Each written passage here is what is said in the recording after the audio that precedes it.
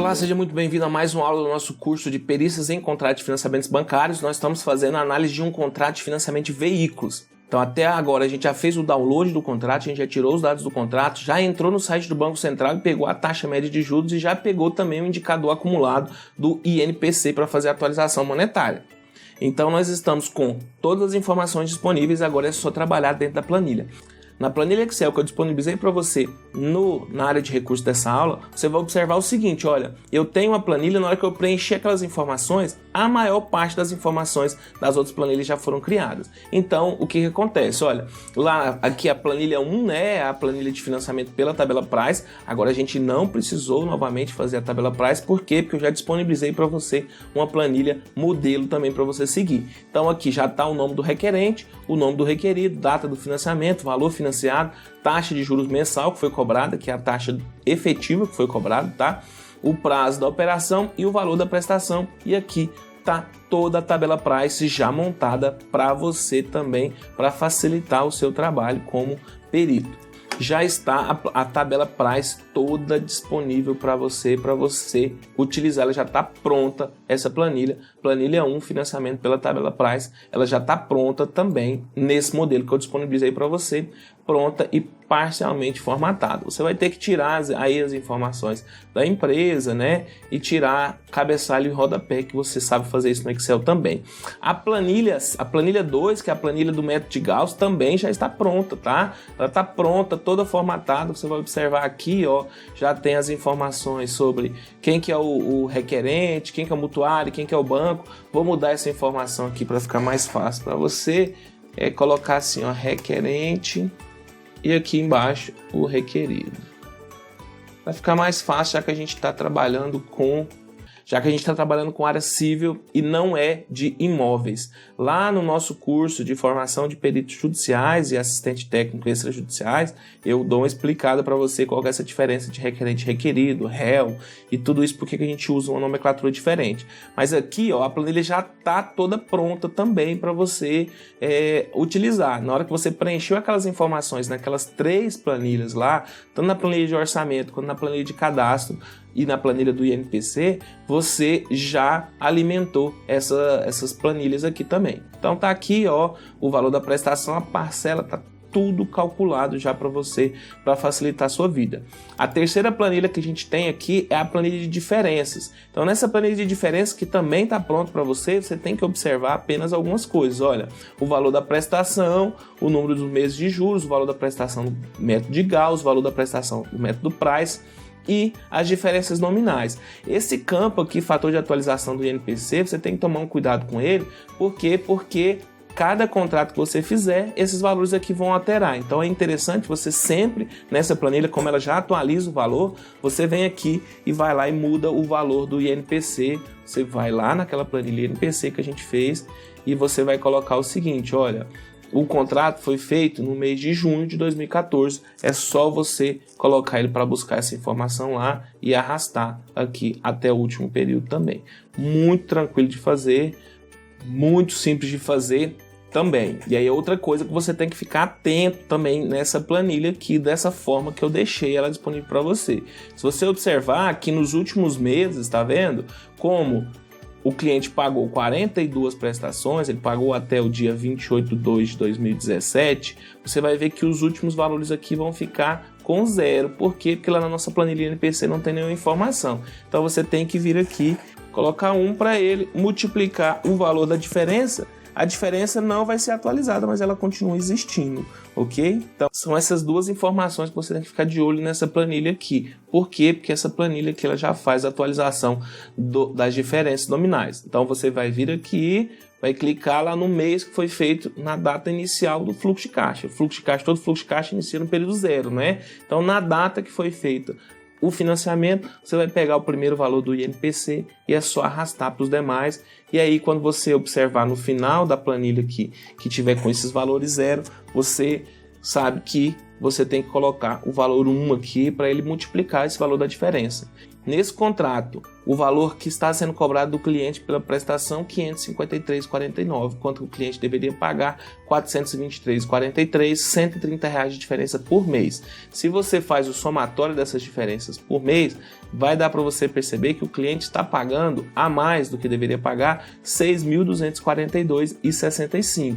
Só que esses valores que ele está pagando a mais, ou que ele já pagou a mais, na verdade, esses valores eram R$ 130 lá na data de 28/7/2014 ou de 28/8/2014. Hoje, esses mesmos R$ 130 têm outro poder de compra, ou seja, eu preciso atualizar o poder de compra desse valor, que é o que eu estou fazendo aqui com essa planilha de fator de atualização, com esse indicador fator de atualização aqui do IBGE, e aí basta você multiplicar a diferença nominal pelo fator de atualização, você vai ter a diferença atualizada, e a diferença em todo o financiamento dá R$ 6.716,48.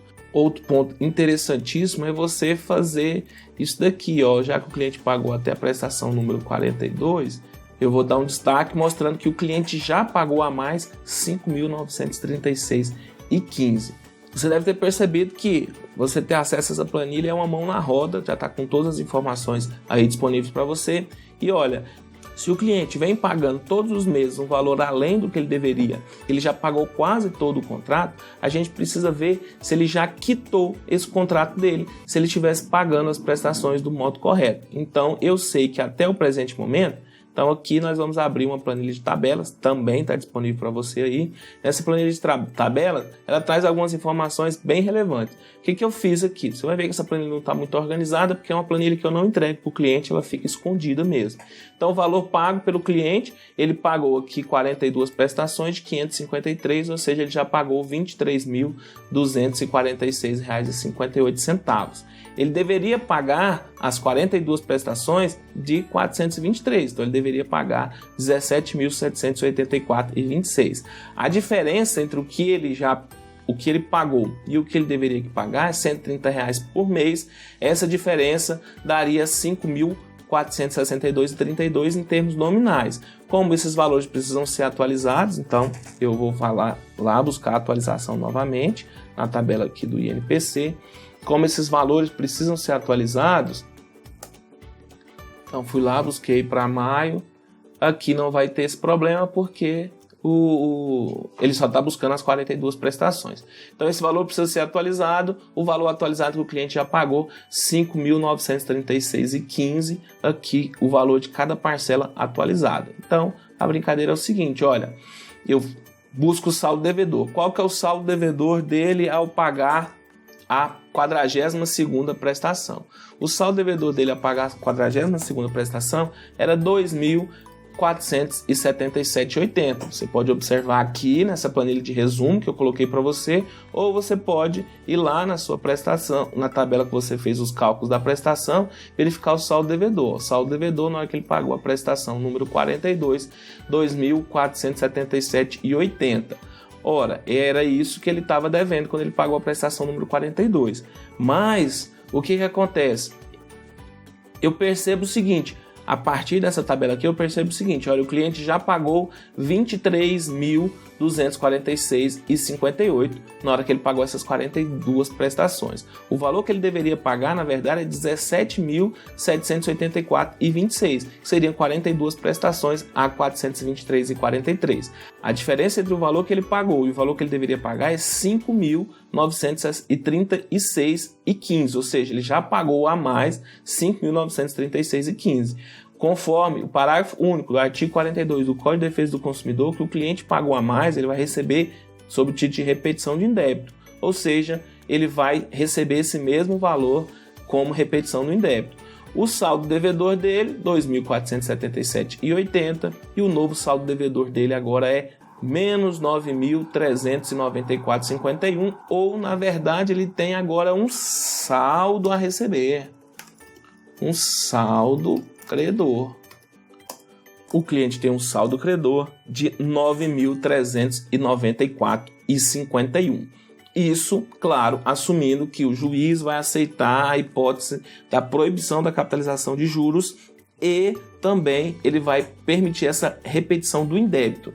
Caso isso não aconteça, tem uma outra tabela aqui que você também vai inserir no seu laudo, mostrando exatamente isso, a mesma situação aqui para o caso do juiz não conceder a repetição do indébito. Então, o valor pago, R$ 23.246,58, o valor que deveria pagar, R$ 17.000, isso não mudou nada.